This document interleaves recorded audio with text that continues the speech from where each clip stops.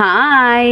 இந்த ஸ்டாண்டு பார்த்தீங்கன்னா ஆல்ரெடி மைசூரில் தான் வாங்கினது அங்கே யூஸ் பண்ணிவிட்டு அங்கேருந்து ஷிஃப்ட் பண்ணிட்டு வரும்போது அதை டிஸ்மேண்டில் பண்ணி மூட்டையில் வச்சுருந்தேன். சரி, சென்னைக்கு போயிட்டு வந்தேன்ல, அப்போ வந்து கஷ்டப்பட்டு எடுத்துகிட்டு வந்தேன். இதை காய்கறிக்கு இதெல்லாம் வைக்கிறதுக்காகன்ட்டு எடுத்து இது பண்ணிடலாம். அதில் பார்த்தீங்கன்னா 4 ரேக் வரும். அதில் ஒரு ரேக் உண்டான பைப்பு இல்லை, மிஸ்ஸிங்கு.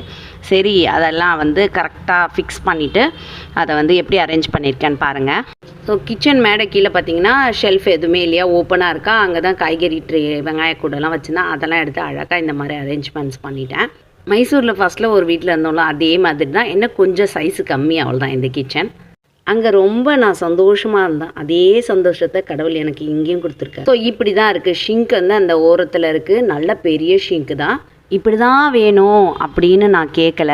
ஆனால் ஓரளவுக்கு வாஸ்து பிரகாரம் இருக்கணும்ன்ட்டு எதிர்பார்த்தேன். ஆனால் கடவுள் இந்த மாதிரி கொடுப்பாருன்னு எதிர்பார்க்கல.